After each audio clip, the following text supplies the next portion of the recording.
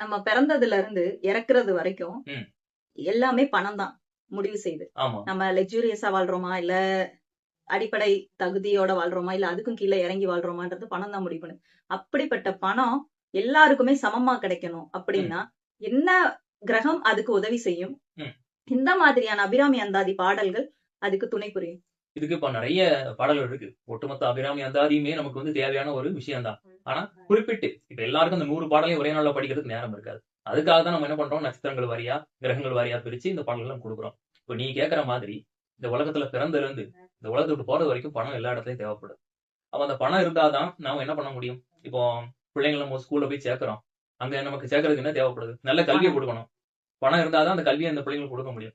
நமக்கு திடீர்னு உடம்பு சரியில்லாம ஆகுது. மருத்துவ செலவுக்கு நம்ம என்ன வேணும்? பணம் வேணும்ல. பணம். சரி எந்த ஒரு நிலையில மனுஷன் இந்த உலகத்த சுத்திட்டே வந்தாலும் அங்க பணம் வேணும். நம்மள சுத்தி 4 பேர் இருக்கணும்னு நம்ம ஆசைப்படுறோமா? அந்த 4 பேர் நமக்கு இருக்கணும்னா நம்மகிட்ட என்ன இருக்கணும்? நம்மகிட்ட நல்ல பணம் பணம் இருக்கணும். இருக்கணும். அந்த செல்வத்த வச்சு 4 பேர் நம்ம வாழ வச்சா தான் அந்த 4 பேர் நமக்கு துணையா இருப்பாங்க. பணம் இருக்கிறது பெரிய விஷயம் கிடையாது. 4 பேர் நம்ம சம்பாதிச்சு வைக்கணும்.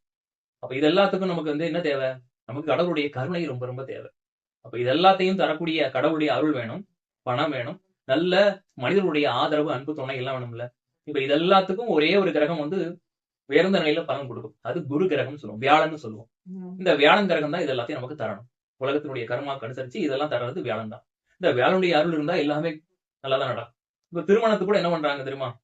எத்தனை வருஷம் ஆனாலும் ஒரு பெண்ணுக்கோ, பையனுக்கோ திருமண முயற்சி எடுக்குறாங்கன்னா, வியாழன் நோக்கு வந்துட்டா அப்படின்னு பார்த்து தான் நல்லா இருக்கு, நேரம் நல்லா இருக்கு, முயற்சி எடுக்கலாம் அப்படின்னு முடிவுக்கு வர்றாங்க. அந்த அளவுக்கு வியாழ நோக்குக்கு ஒரு பலன் இருக்கு.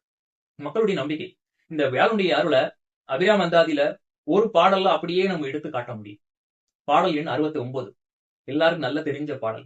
தனம் தரும், கல்வி தரும், ஒரு நாளும் தளர்வறியா மனம் தரும், தெய்வ வடிவம் தரும், நெஞ்சில் வஞ்சமில்லா இனம் தரும், நல்லன எல்லாம் தரும் அன்பர் என்பவர்க்கே கணம் தரும் பூங்குழலால் அபிராமி கடைக்கண்களே அப்படின்னு இந்த ஒரு பாடல் போதும். இதுல தனம், கல்வி, நெஞ்சில செல்வம். வஞ்சனை இல்லாத நல்ல மனிதனுடைய நட்பு, உதவி எல்லாம் கிடைக்கும் அப்படின்னு ஒட்டுமொத்தமா குருவுடைய பலன்ல அப்படியே ஒரு சுருக்கி பொட்டலம் போட்டு கொடுத்த மாதிரி இந்த பாடல்ல இருக்கு. பாடல் எண் 69. யார் யாருக்கு குருவுடைய அருள் வேணும், வியாழன் கிரகத்தோட பலம் வேணுமோ அவங்க எல்லாருமே அன்றாடம் இந்த பாடலை படிக்கலாம். வியாழன் கிரகத்துக்குன்னு ஒரு எண்ணிக்கை இருக்குல்ல.